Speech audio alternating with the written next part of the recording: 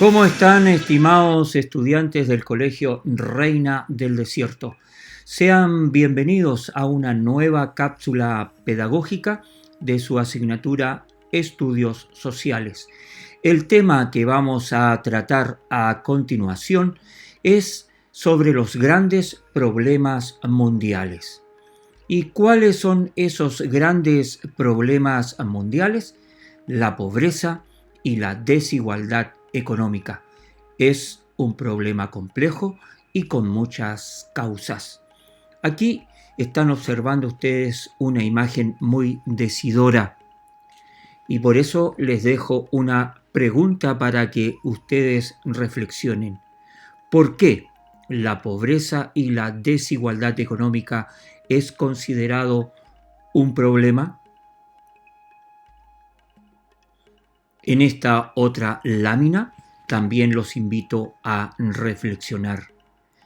¿Cómo ustedes como jóvenes adultos, abordarían la solución de estos problemas? Estas y otras preguntas van a poder responderse mientras observamos un documental que nos va a llevar a profundizar más los conocimientos sobre esta temática. Así funciona el mundo. ¿Cómo está dividida la riqueza en el mundo?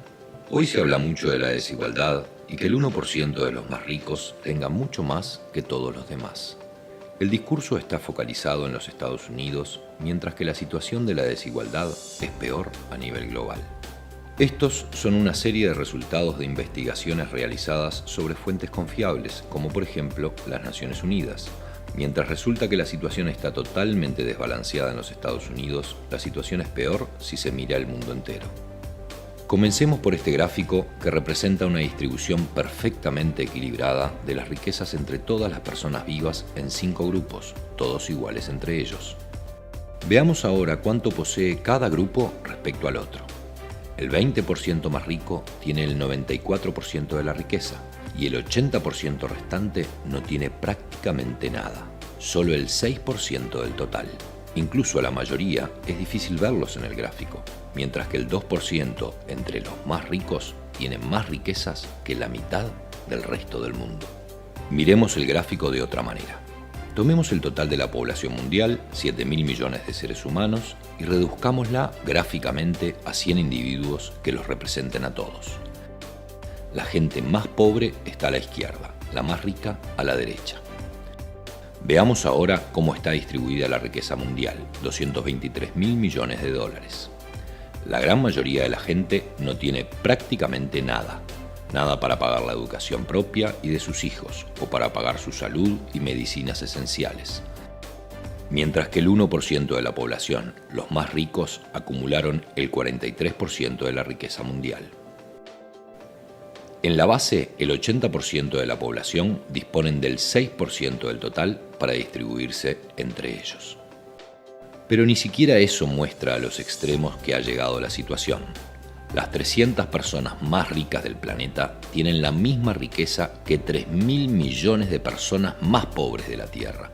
En otras palabras, un grupo de personas que caben dentro de un avión de medianas dimensiones posee más riquezas que la población entera de la India, China, Estados Unidos y Brasil, todos juntos.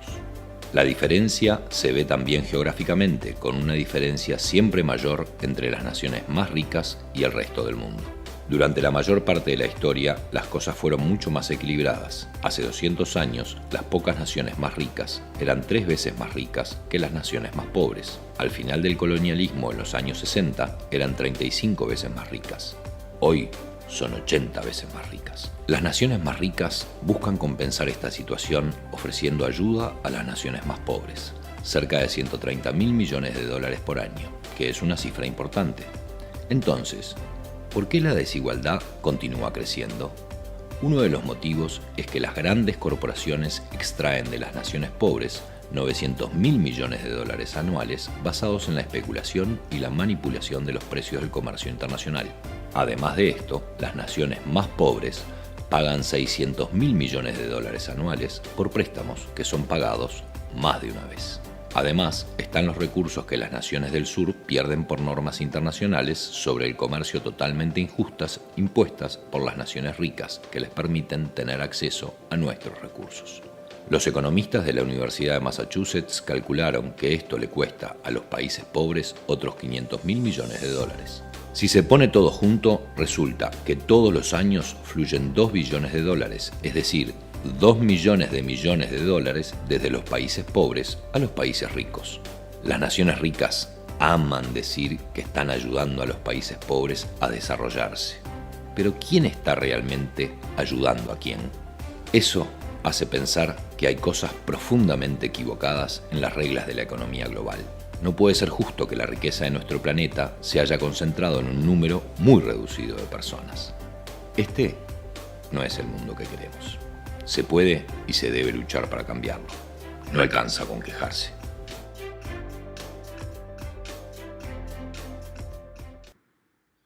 Un documental muy decidor a la hora de analizar los grandes problemas de la sociedad como son la pobreza y la desigualdad económica. Antes de invitarte a observar una pequeña presentación, quiero otra vez motivarte a que reflexiones con la siguiente pregunta. ¿Cómo abordarías la solución de estos problemas? ¿Cuáles son esos obstáculos que impedirían encontrar la solución a ese o a esos problemas de la pobreza y la desigualdad? Te invito a reflexionar. Pero antes quiero dejarte con una breve presentación. Grandes problemas mundiales. Pobreza y desigualdad económica. Un problema complejo y con muchas causas. Las diferencias en la distribución de la renta y de la riqueza alcanzan niveles similares a los del periodo de entreguerras del siglo pasado, es decir, entre la Primera y la Segunda Guerra Mundial. Las modificaciones de la estructura demográfica, el aumento de las desigualdades salariales, la mayor concentración de las rentas del capital y sobre todo la pérdida de capacidad redistributiva de los sistemas de prestaciones e impuestos son algunos de los principales factores determinantes del cambio en el largo plazo en los indicadores de desigualdad. La pobreza aparece entonces cuando las personas carecen de los recursos necesarios para satisfacer sus necesidades básicas. Esta condición se caracteriza por deficiencias en la alimentación, por la falta de acceso a la asistencia sanitaria y a la educación, y por no poseer una vivienda que reúna los requisitos básicos para desarrollarse correctamente. Se suele considerar que una familia cae por debajo de la línea de la pobreza cuando sus ingresos no le permiten alcanzar a la canasta básica de alimentos. Cuando dicha situación desesperada se extiende en el tiempo, se habla de pauperización. El índice de pobreza humana, IPH, se define entonces como un indicador compuesto que mide las privaciones en 3 dimensiones básicas del índice de desarrollo humano. Primero, una vida larga y saludable. Segundo, conocimiento o educación. Y tercero, un estándar de vida decente. Los 2 parámetros principales para su cálculo son la probabilidad del país de no superar los 40 años de vida, 60 en los países de la OCDE, en el caso de Chile, que estamos integrando esta organización, y la tasa de analfabetismo adulto.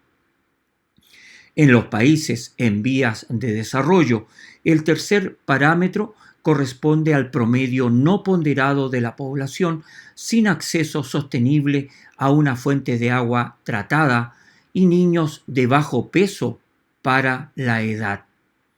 En los países de la OCDE, el tercer parámetro corresponde a la población por debajo de la línea de pobreza y se agrega un cuarto valor, la tasa de desempeño de largo plazo. A grandes rasgos, el índice de pobreza humana es útil al ofrecernos un resumen sobre cómo se mide la pobreza de forma integral, que ya no solo contempla el salario de la persona, sino también las necesidades o las privaciones que tiene que afrontar en su contexto y condición social. Esa es la razón principal por lo que la Organización de Naciones Unidas ha adaptado y actualizado la fórmula. De los 3 indicadores principales, educación, salud y nivel de vida, se derivan otros 10 que nos permiten calcular los años de escolarización o los niños escolarizados, el acceso a atención sanitaria, la mortalidad infantil, el nivel de nutrición o el acceso a la electricidad, además de sistemas de saneamiento de agua potable, alcantarillado o también el acceso a bienes materiales como televisión, teléfono, internet y vehículos.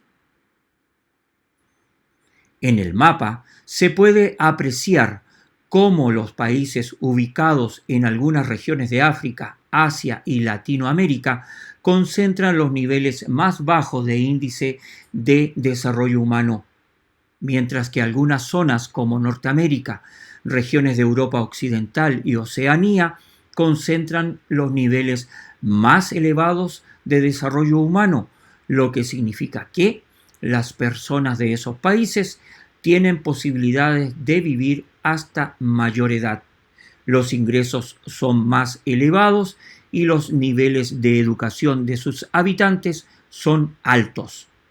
Al analizar estos datos, podemos deducir que en el mundo se vive una situación de desigualdad económica, que es tanto o más grave que la pobreza en sí misma. Un 1% de la población mundial, menos de 50 millones de personas, acumula fortunas que equivalen al ingreso de todas las personas que viven con menos de $2 por día. La distancia entre ricos y pobres es un problema al que los gobiernos e instituciones internacionales deben prestar cada vez más atención, aunque no han podido darle una solución. ¿Y qué está sucediendo en Chile? En la forma en cómo se distribuye el ingreso, tenemos uno de los últimos puestos a nivel mundial. El grupo más acomodado de la población chilena participa de un 56% de los ingresos de todo el país, mientras que el grupo menos acomodado solo alcanza el 4%. Estamos top 15 entre los más desiguales del mundo, entre 157, con bajo gasto público en educación, pocas camas de hospital y largos tiempos de traslados. Según los indicadores disponibles, la desigualdad ha venido cayendo en las últimas 3 décadas. Sin embargo, en los últimos años, lo que está coincidiendo con un empeoramiento del crecimiento del país, esto ha disminuido, se ha estancado. Los datos entregados por la reciente encuesta CACEN permiten examinar por primera vez el desempeño que ha tenido el país con posterioridad a la suscripción de la Agenda 2030 de Desarrollo Sostenible en materia de reducción de la pobreza. Según se ha evidenciado en este informe, los avances realizados en la disminución de la pobreza por ingresos no han sido acompañados por una reducción de la pobreza multidimensional, cuya tasa se mantuvo sin cambios estadísticamente significativos en los últimos años. Diversos organismos, como la Fundación para la Superación de la Pobreza, ha propuesto una serie de medidas llamadas umbrales sociales. No se puede dejar estos umbrales en manos del mercado. Estos umbrales están circunscritos a áreas como la educación, salud, vivienda, participación, ingresos y el acceso al trabajo que la sociedad debería garantizar a todos.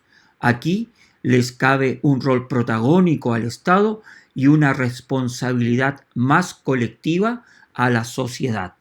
Solo así es posible vislumbrar en el futuro una sociedad más justa e igualitaria. En este ámbito, si bien les corresponde responsabilidades compartidas al Estado, al mercado y a la sociedad, donde se incluyen las mismas personas en situación de pobreza, es el Estado quien está llamado a promover la articulación virtuosa de estos tres actores sociales. Ahí teníamos entonces una presentación acerca de este grave problema que afecta al mundo y por supuesto a nuestro país. Cómo enfrentar la pobreza, cómo enfrentar la desigualdad económica, la desigualdad social. Los quiero dejar compartiendo otro pequeño documental para mayor comprensión del tema.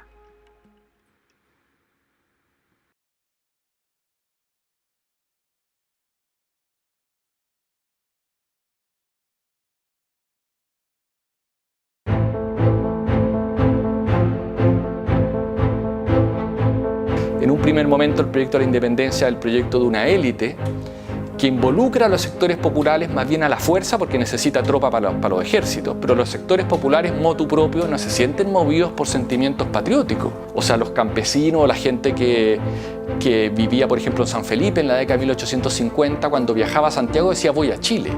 La élite chilena está conformada en su núcleo por familias que son descendientes de campesinos. Entre ellos tejieron un tejido social bien tupido que les permitió crear un Estado, por ejemplo, antes que sus vecinos. Les permitió, digamos, incluso derrotar militarmente a sus vecinos, que eran mucho más ricos, pero que no tenían una unidad. Es un universo, yo diría, católico, moralmente, digamos, bastante riguroso, importante, digamos, el matrimonio, el parentesco muy potente sobre el cual esta élite se asienta, y esto ocurre durante todo el siglo XIX, digamos. Ya cuando Chile nace como país independiente, arrastra ese legado de polarización social, en el fondo portando todavía un legado que viene desde 1541. Chile nació desigual, es decir, nació después de la colonia, se hizo muy desigual. El gran desafío de los países no es solo producir riqueza, es distribuirla.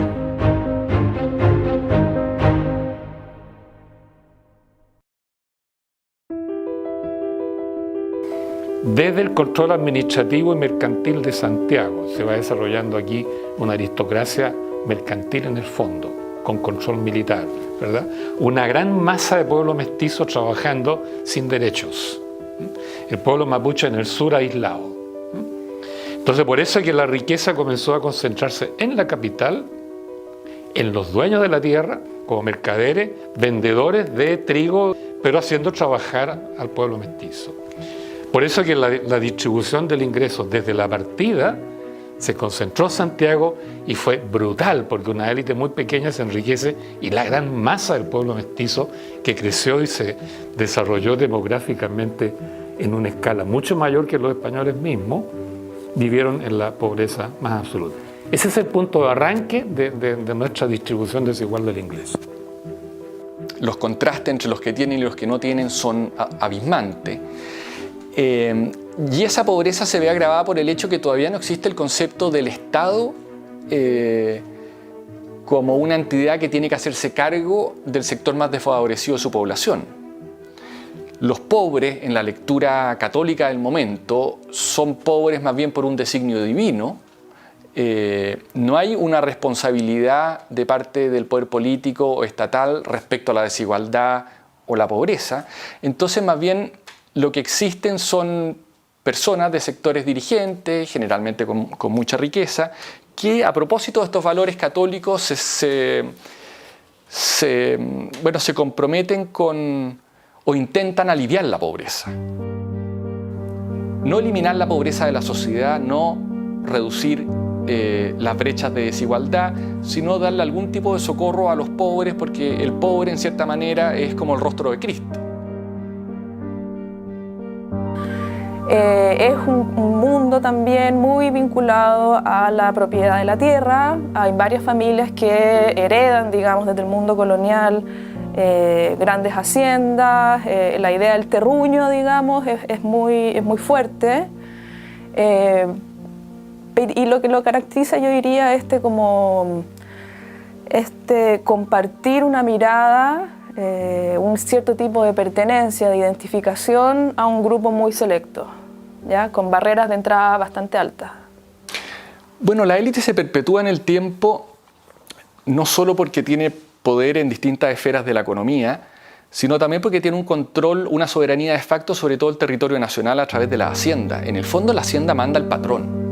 Y la injerencia que tiene el Estado al interior de la hacienda es mínima, en circunstancias que la mayor parte de la población vive en el campo. Entonces tienen un control territorial y sobre la población muy intenso. Y además controlan el aparato del Estado. Entiéndase, no solo el gobierno, sino también el Parlamento. Y en donde una misma familia, para poner un ejemplo, digamos, puede tener personajes en posiciones de poder en el gobierno, en el Parlamento, en la jerarquía eclesiástica. Entonces, en el fondo, la élite ha copado todas las posiciones de poder que existen al interior del país. Y además una élite que ha hecho del matrimonio una instancia clave para la reproducción del poder. Porque tempranamente se empieza a constituir una especie de mercado matrimonial que se basa en ciertos espacios de sociabilidad, el teatro municipal, lo que es el Parque Cousiño, que ahora es el Parque O'Higgins, las fiestas en estas grandes casas que empiezan a construir, y que es un ambiente protegido en donde los hijos de las grandes familias pueden conocerse entre sí, y así está la garantía que se casen siempre con gente de su mismo estrato social. Y eso hace que en el fondo el poder se mantenga en las manos de las mismas familias, que sin embargo tienen la capacidad de incorporar familias nuevas, fagocitarlas de cierta manera y sumarlas a sus propias lógicas de reproducción del poder. La raíz fundamental del pueblo chileno es el pueblo mestizo.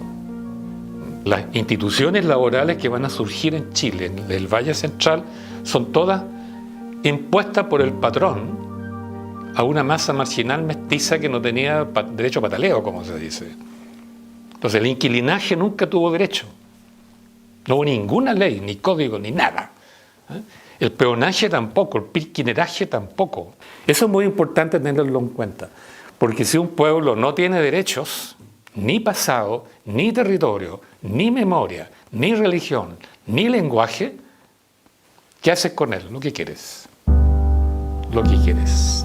Por tanto, puedes violarles sus no derechos.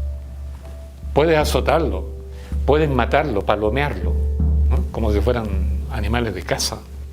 Por esa razón, las matanzas de rotos, las matanzas de mestizos en Chile, nunca implicaron, delito, y sus autores nunca, jamás fueron castigados. A ver, hay que considerar de que Chile es un país que nace por una ocupación militar. Es un país de conquista, donde hay un pequeño grupo de europeos, colonizadores, que se apoderan del territorio y someten a la población originaria a su dominación. Entonces eso ya te crea una sociedad súper polarizada, con una pequeña élite que controla los medios de producción, el poder político, etc. Y una gran masa popular, indígena y eventualmente mestiza, ¿no? que trabaja para esa élite y se las arregla como puede. Y si pensamos que eso duró 2 siglos y medio, ya cuando Chile nace como país independiente, arrastra ese legado de polarización social que no se resuelve ni en el siglo XIX.